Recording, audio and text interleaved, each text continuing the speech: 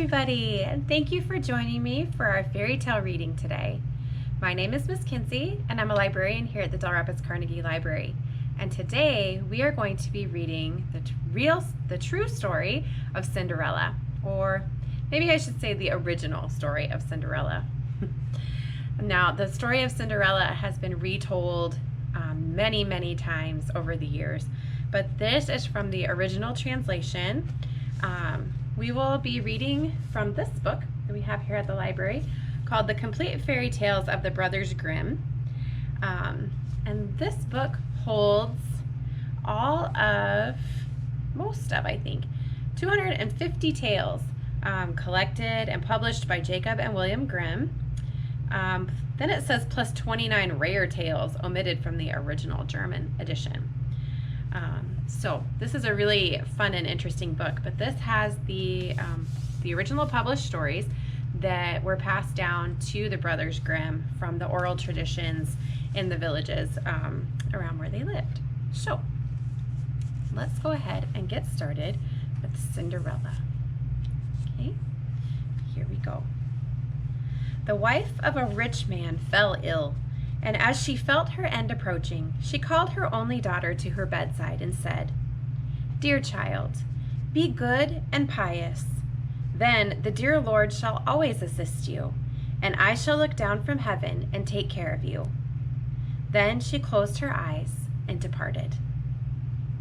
After her mother's death, the maiden went every day to visit her grave and weep, and she remained good and pious. When the winter came, snow covered the grave like a little white blanket, and by the time the sun had taken it off again in the spring, the rich man had a second wife, who brought along with her 2 daughters. They had beautiful and fair features, but nasty and wicked hearts. As a result, a difficult time was ahead for the poor stepsister. "Why should this stupid goose be allowed to sit in the parlor with us?" they said. "Whoever wants to eat bread must earn it. Out with this kitchen maid." They took away her beautiful clothes, dressed her in an old gray smock, and gave her wooden shoes.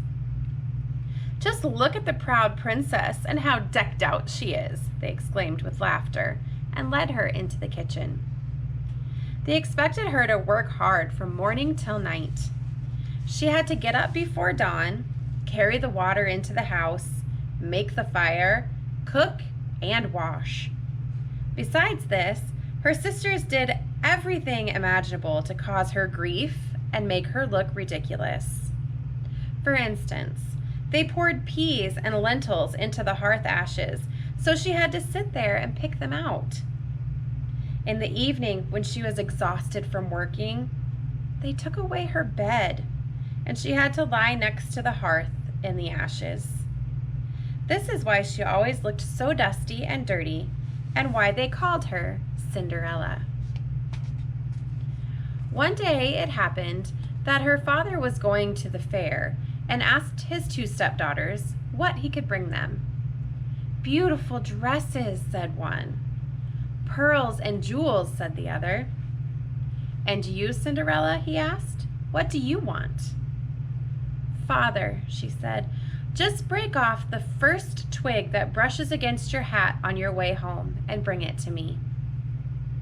So he bought beautiful dresses, pearls, and jewels for the 2 stepsisters, and as he was riding through some green bushes on his return journey, a hazel twig brushed against him and knocked off his hat. So he broke off that twig and took it with him. When he arrived home, he gave his stepdaughters what they had requested, and Cinderella received the twig from the hazel bush. She thanked him, went to her mother's grave, planted the twig on it, and wept so hard that the tears fell on the twig and watered it. Soon the twig grew and quickly became a beautiful tree. 3 times every day, Cinderella would go and sit beneath it and weep and pray. And each time, a little white bird would also come to the tree. Whenever Cinderella expressed a wish, the bird would throw her whatever she had requested. In the meantime, the king had decided to sponsor a 3-day festival, and all the beautiful young girls in the country were invited so that his son could choose a bride.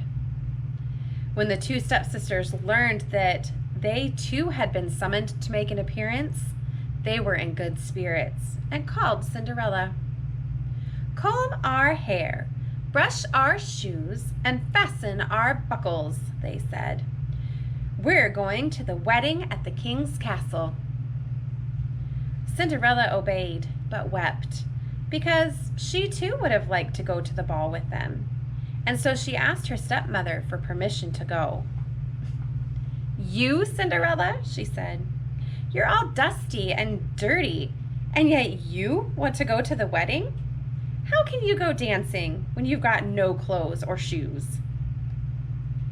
When Cinderella kept pleading, her stepmother finally said, "I've emptied a bowl full of lentils into the ashes. If you can pick out all the lentils in 2 hours, you may have my permission to go." The maiden went through the back door into the garden and cried out, "Oh, you tame pigeons, you turtle doves, and all you birds under heaven, come and help me pick. The good ones for the little pot, the bad ones for your little crop." 2 white pigeons came flying to the kitchen window, followed by the turtle doves. Eventually, all the birds under heaven swooped down, swarmed into the kitchen, and settled around the ashes. The pigeons bobbed their heads and began to peck, peck, peck. And all the other birds also began to peck, peck, peck. And they put all the good lentils into the bowl. It did not take longer than an hour for the birds to finish the work. Thereupon, they flew away. Happy because she thought she would now be allowed to go to the wedding, the maiden brought the bowl to her stepmother. But her stepmother said, "No, Cinderella, you don't have any clothes, nor do you know how to dance. Everyone would only laugh at you." When Cinderella started crying, the stepmother said, "If you can pick 2 bowlfuls of lentils out of the ashes in 1 hour, I'll let you come along." But she thought, she'll never be able to do it. When the stepmother dumped 2 bowlfuls of lentils into the ashes, and the maiden went through the back door into the garden and cried out, "Oh, you tame pigeons, you turtle doves, and all you birds under heaven, come and help me pick. The good ones for the little pot, the bad ones for your little crop." 2 white pigeons came flying to the kitchen window, followed by the turtle doves. Eventually, all the birds under heaven swooped down, swarmed into the kitchen, and settled around the ashes. The pigeons bobbed their heads and began to peck, peck, peck, and all the other birds also began to peck, peck, peck, and they put all the good lentils into the bowl. Before half an hour had passed, they finished their work and flew away. Happy because she thought she would now be allowed to go to the wedding, the maiden carried the bowls to her stepmother. But her stepmother said, "Nothing can help you. I can't let you come with us because you don't have any clothes to wear and you don't know how to dance. We'd only be ashamed of you." Then she turned her back on Cinderella and hurried off with her 2 haughty daughters. When they had all departed, Cinderella went to her mother's grave beneath the hazel tree and cried out, "Shake and wobble, little tree, let gold and silver fall all over me." The bird responded by throwing her a gold and silver dress and silk slippers embroidered with silver. She hastily slipped into the dress and went to the wedding. She looked so beautiful in her golden dress that her sisters and stepmother did not recognize her and thought she must be a foreign princess. They never imagined it could be Cinderella. They thought she was sitting at home in the dirt picking lentils out of the ashes. Now, the prince approached Cinderella, took her by the hand, and danced with her. Indeed, he would not dance with anyone else and would not let go of her hand. Whenever someone came and asked her to dance, he said, "She's my partner." She danced well into the night, and when she wanted to go home, the prince said, "I'll go along and escort you," for he wanted to see whose daughter the beautiful maiden was. But she managed to slip away from him and got into her father's dovecote. Now, the prince waited until her father came, and he told him that the unknown maiden had escaped into his dovecote. The old man thought, "Could that be Cinderella?" And he had an axe and pick brought to him so he could chop it down. However, no one was inside, and when they went into the house, Cinderella was lying in the ashes in her dirty clothes, and a dim little oil lamp was burning on the mantle of the chimney. Cinderella had swiftly jumped out the back of the dovecote and run to the hazel tree. There, she had taken off the beautiful clothes and laid them on the grave. After the bird had taken them away, she had made her way into the kitchen, where she had seated herself in the gray ashes, wearing her gray smock. The next day, when the festival had begun again and her parents and sisters had departed, Cinderella went to the hazel tree and cried out, "Shake and wobble, little tree, let gold and silver fall all over me." The bird responded by throwing her a dress that was even more splendid than the one before. And when she appeared at the wedding in this dress, everyone was amazed by her beauty. The prince had been waiting for her, and when she came, he took her hand right away and danced with no one but her. When others went up to her and asked her to dance, he said, "She's my partner." When evening came and she wished to leave, the prince followed her, wanting to see which house she went into. But she ran away from him and disappeared into the garden behind the house. There, she went to a beautiful tall tree covered with the most wonderful pears, and she climbed up into the branches as nimbly as a squirrel. The prince did not know where she had gone, so he waited until her father came and said, "The unknown maiden has slipped away from me, and I think she climbed the pear tree." The father thought, "Can that be Cinderella?" And he had an axe brought to him and chopped the tree down, but there was no one in it. When they went into the kitchen, Cinderella was lying in the ashes as usual, for she had jumped down on the other side of the tree, brought the beautiful clothes back to the bird, and put on her gray smock. On the third day, when her parents and sisters had departed, Cinderella went to her mother's grave again and cried out to the tree, "Shake and wobble, little tree, let gold and silver fall all over me." The bird responded by throwing her a dress that was more magnificent and radiant than all the others she had received, and the slippers were pure gold. When she appeared at the wedding in this dress, the people were so astounded they did not know what to say.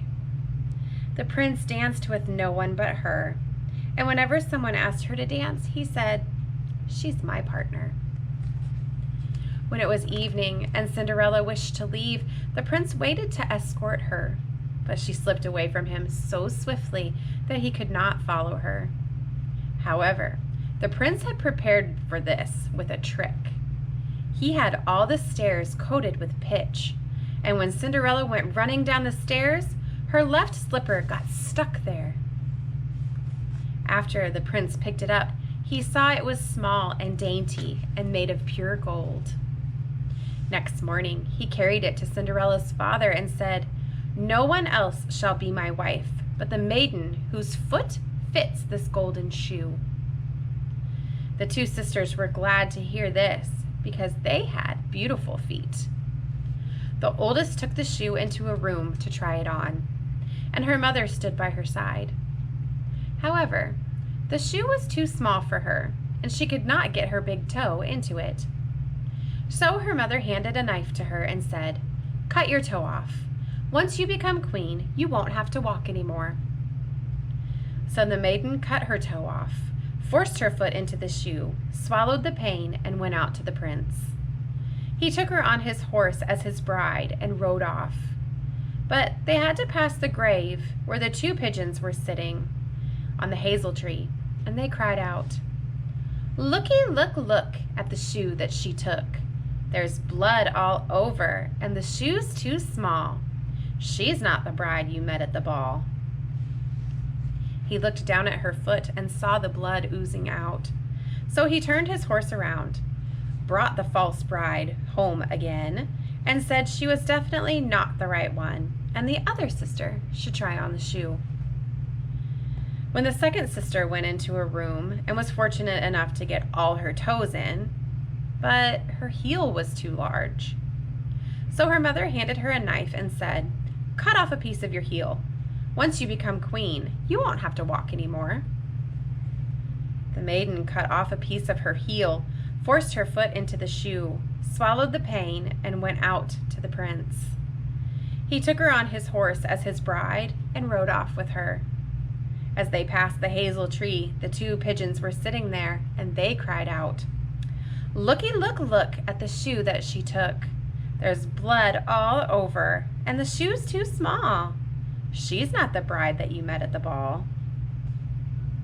He looked down at her foot and saw the blood oozing out of the shoe and staining her white stockings all red. Then he turned his horse around and brought the false bride home again. "She isn't the right one either," he said. "Don't you have any other daughters?" "No," said the man. "There's only little Cinderella, my dead wife's daughter, who's deformed. But she couldn't possibly be the bride." The prince told him to send the girl to him, but the mother responded, "Oh, she's much too dirty and really shouldn't be seen." However, the prince demanded to see her, and Cinderella had to be called. First, she washed her hands and face until they were clean, and then she went and curtsied before the prince, who handed her the golden shoe. She sat down on a stool, took her foot out of the heavy wooden shoe, and put it into the slipper that fit her perfectly. After she stood up and the prince looked her straight in the face, he recognized the beautiful maiden who had danced with him. "This is my true bride," he exclaimed. The stepmother and the 2 sisters were horrified and turned pale with rage. However, the prince took Cinderella on his horse and rode away with her. As they passed the hazel tree, the 2 white pigeons cried out, "Looky, look at the shoe that she took. The shoe is just right, and there's no blood at all. She's truly the bride you met at the ball." After the pigeons had made this known, they both came flying down and landed on Cinderella's shoulders, one on the right and one on the left, and there they stayed. On the day that the wedding with the prince was to take place, the 2 false sisters came to integrate themselves and to share in Cinderella's good fortune. When the bridal couple set out for the church, the oldest sister was on the right and the younger on the left. Suddenly, the pigeons pecked out one eye from each of them, and as they came back from the church later on, the oldest was on the left and the youngest was on the right, and the pigeons pecked out the other eye from each sister. Thus, they were punished with blindness for the rest of their lives due to their wickedness and malice. My goodness. It's a pretty intense punishment, isn't it? They were pretty naughty to Cinderella. So, I hope you guys enjoyed this original telling of the fairy tale Cinderella. And I hope you guys can join me next time for another original story. Thanks for joining me. I hope to see you then. Bye.